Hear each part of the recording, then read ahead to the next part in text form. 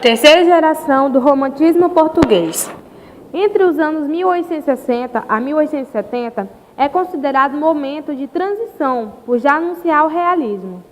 Traz um romantismo mais equilibrado, regenerado, corrigido e reconstituído. Autores pré-realistas, lirismo simples e sincero. Júlio Diniz. Nasceu em 1839 e faleceu em 1871. Visão detalhada do ambiente, romances ambientados no campo, tendências, pré-realista. Suas principais obras: As Pupilas do Senhor Reitor, Uma Família Inglesa, Sertões da Província, A Morgadinha dos Canaviais, Os Fidalgos da Casa Mourisca, Inédito e Esparso. João de Deus. Nasceu em 1830, faleceu em 1896. Retomou a tradição lírica portuguesa. Foi admirado pelos realistas. Teófilo Braga foi quem reuniu seus poemas e publicou sob título Campos de Flores, em 1893. Tendências: pré-realistas, idealismo amoroso, a visão espiritualizada da mulher. Principais escritores do romantismo no Brasil. Gonçalves Dias foi um importante poeta brasileiro do século XIX. Principais obras: Os Timbiras, Meditação, Canção do Exílio, Primeiro Juca Pirama e Seus Olhos. Álvaro de Azevedo, escritor da segunda geração romântica. Principais obras: Lira dos 20 anos, Noite na Taverna. Castro Alves, importante poeta brasileiro de geração condoreira. Principais obras: Espumas Flutuantes, Os Escravos, A Cachoeira de Paulo Afonso, Hinos no Equador, Tragédia no Mar, O Navio Negreiro. Joaquim Manuel de Macedo. Principais obras: A Moreninha, O Moço Loiro, O Rio do Quarto, A Luneta Mágica. José de Alencar, considerado o principal escritor do romantismo brasileiro. Principais obras: 5 Minutos, A Viuvinha, O Guarani, Lucília Iracema, As Minas de Prata, Senhora e Encarnação. Manuel Antônio de Almeida. Principais obras: Memórias de um Sargento de Milícias, Dois Amores, peça de teatro.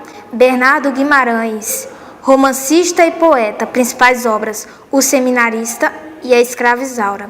Franklin Távora iniciou o romantismo regionalista no Nordeste. Principais obras: Trindade Maldita, Os Índios do Jaguaribe, A Casa de Palha e Três Lágrimas. Principais autores em Portugal: Almeida Garrett, Alexandre Herculano, Camilo Castelo Branco, Soares de Passos e Júlio Diniz. Terceira geração do romantismo brasileiro. A terceira geração é também conhecida como o condoteirismo. Os poetas dessa geração apresentam estilo grandioso ao tratarem de temas sociais. Eram comprometidos com a causa abolicionista e republicana, desenvolvendo assim a poesia social. Castro Alves é o poeta que mais se destaca, inspirado nos princípios de Victor Hugo. Ele começa a escrever poemas sobre a escravidão. É retratado em seus poemas o lado feio e esquecido pelos primeiros românticos, a escravidão dos negros, a opressão e a ignorância do povo brasileiro. Castro Alves ficou conhecido como o poeta dos escravos. Terceira geração romântica, social, condoreira ou hugoana. De acordo com Bossi, a terceira geração da poesia romântica foi caracterizada por versos sociais e libertários, que refletiu as questões que envolviam o Brasil e o Império. Essa geração recebeu influências de Victor Hugo, poeta que também desenvolveu uma poesia política e social. A que tal poesia adquiriu o movimento nacionalista ligado às lutas pela abolição da escravidão. Seu principal expoente foi Antônio Frederico de Castro Alves. O poeta cultivou o egocentrismo. No lirismo intimista e amoroso que também pratica, inspire-se em Eugênia Câmara, atriz portuguesa. Paixão que o toma, às vezes irreverente, mas estava sempre atento à realidade que o rodeava, escrevendo sobre abolicionismo, a liberdade, a igualdade, as lutas de classe, a democracia, os oprimidos e a república. Com poucas divergências em suas abordagens, Alfredo Bossi e Alfrânio Coutinho consideram a poesia condoreira como inovadora, surgindo como um novo conceito na realidade daquela época. Castro Alves, enquanto representante dessa geração, é visto como inovador, apresentando uma nova linguagem poética. Sua obra rompe o silêncio existente sobre os negros escravos e opõe um problema social, distinguindo-se da literatura clássica, que voltava a olhar para o índio, o amor e as diferentes culturas urbanas. Características do romantismo brasileiro na terceira geração. As ideias liberais, abolicionistas e republicanas formam a base do pensamento brasileiro, a partir da década de 1870, que concentra a produção da chamada terceira geração do romantismo marca o início da transição para o realismo, influenciados pela filosofia positivista e pelo evolucionismo professado por Auguste Comte, Charles Darwin e outros pensadores europeus. Escritores importantes como Tobias Barreto, Silvio Romero e Capistrano de Abreu empenham-se na luta contra a monarquia. Ao lado deles, intelectuais de vasta formação humanística, como Joaquim Nabuco e Rui Barbosa.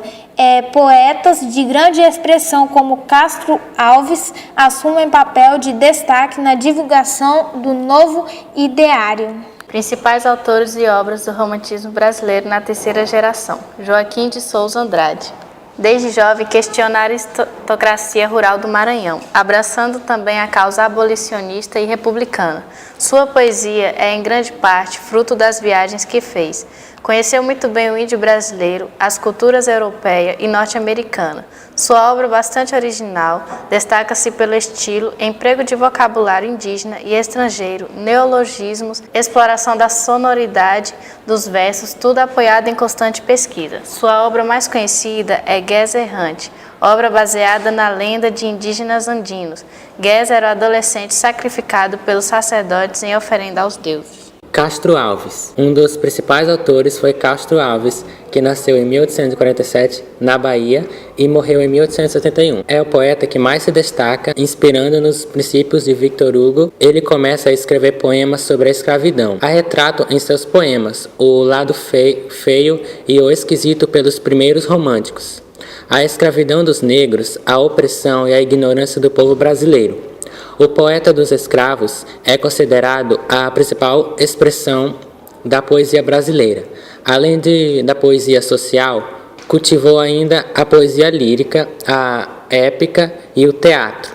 Sua obra representa na evolução da poesia romântica brasileira, um momento de maturidade e transição. Suas principais obras foram Espumas Flutuantes, que foi em 1870, A Cachoeira de Paulo Afonso, 1876, e Os Escravos, 1883.